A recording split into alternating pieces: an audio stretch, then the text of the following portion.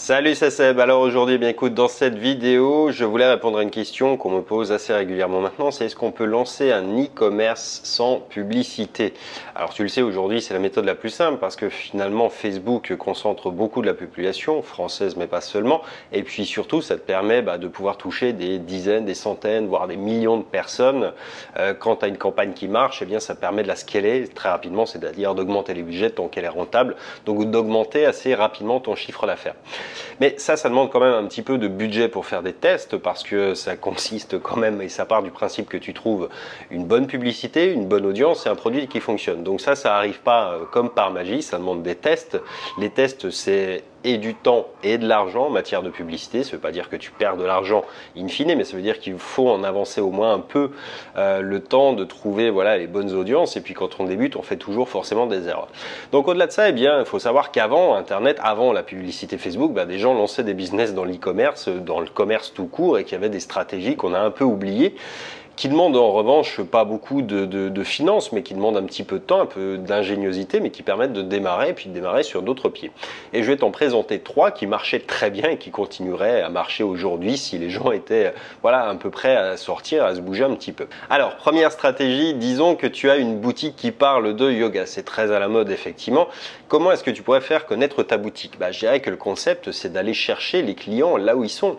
Les clients pour le yoga, où est-ce que tu pourrais les trouver? Tu pourrais les trouver sans doute évidemment, à mon sens, d'une manière assez évidente, à la sortie des cours de yoga par exemple. Et là, pour le coup, tu peux te dire que ces gens-là, que ces personnes-là qui vont assister à des cours de yoga, c'est des gens qui sont extrêmement bien ciblés puisqu'ils ont payé pour aller à des cours et qui sont dans la pratique active de la chose. Donc après, effectivement, tu as des gens qui seraient sans doute équipés, mais si aujourd'hui, tu allais distribuer des petits flyers, des petits tracts ou des bons de réduction ou tout ce que tu veux d'autre ou des échantillons de produits par exemple, bon pour le yoga c'est un peu compliqué, mais tu vois un petit peu l'idée. Disons que l'idée c'est d'aller aller chercher physiquement les gens tout simplement et puis de te poser la question, alors pour le yoga, c'est facile, après tu peux sans doute le trouver pour à peu près toutes les niches en te creusant la tête.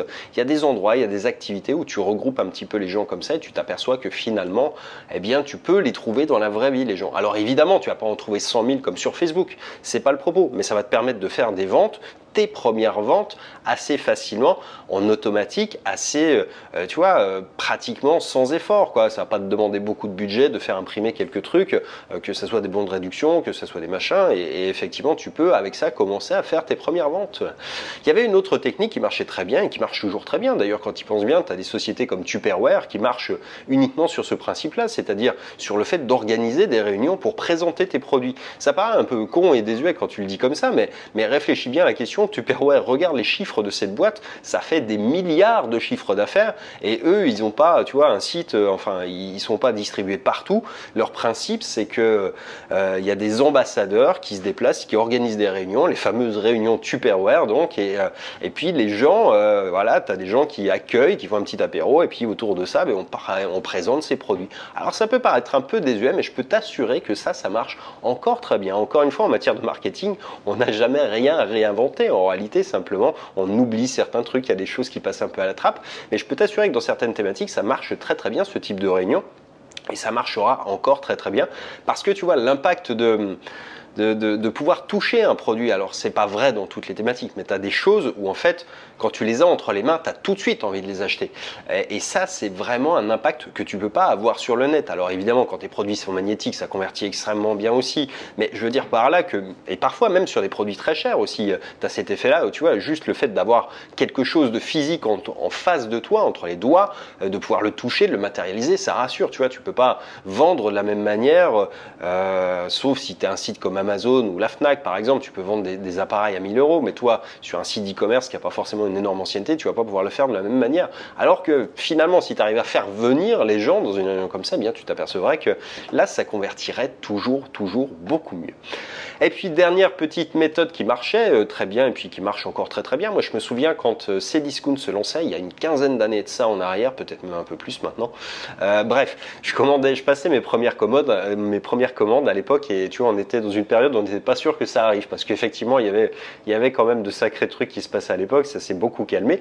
Mais je me souviens d'un truc qui m'a beaucoup marqué et qu'on voit toujours un petit peu de temps en temps, c'est que dans tous les colis en fait de Cdiscount, tu avais des bons de réduction pour d'autres choses. C'est-à-dire que tu avais, pas forcément sur leur site d'ailleurs, tu avais des gens qui glissaient des prospectus dans leur colis.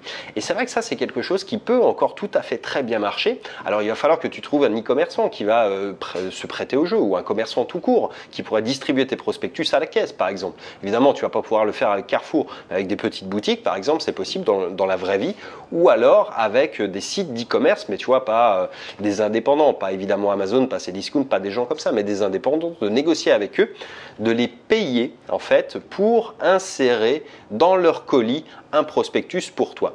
C'est un avantage, c'est que toi, ça va pas te coûter cher, hormis l'impression du truc. Tu vas pouvoir négocier un forfait avec eux, tu vois, tu vas pouvoir le négocier pour quelques dizaines de centimes maximum, le bon de réduction. Tu peux, tu vois, faire un test, je sais pas, sur 1000 colis par exemple et mesurer le truc. Et puis surtout, en fait, tu vas pouvoir sélectionner des gens qui ont comment dirais-je, la même clientèle que toi. Alors ça ne veut pas dire qu'ils vendent la même chose, entendons-nous bien, parce que là ils n'ont aucune raison de le faire, mais des gens qui par exemple, tu vois, un exemple qui est tout bête, c'est ça, c'est tu aurais quelqu'un qui vend des appareils photo et toi tu vendrais des accessoires d'appareils photo. Bon, tu vas me dire que la plupart des vendeurs d'appareils photo vendent aussi les deux, mais tu vois un petit peu l'idée, c'est de travailler avec des gens qui sont dans la même cible, mais de ne pas travailler avec des concurrents à toi directement, des gens qui exploitent les mêmes gens. Par exemple, tu vois, quelqu'un qui vendrait des tentes, c'est quelqu'un à qui tu pourrais demander de glisser un prospectus pour la pêche, la chasse, parce que c'est assez proche. Tu te dis, c'est des gens qui sont en extérieur, qui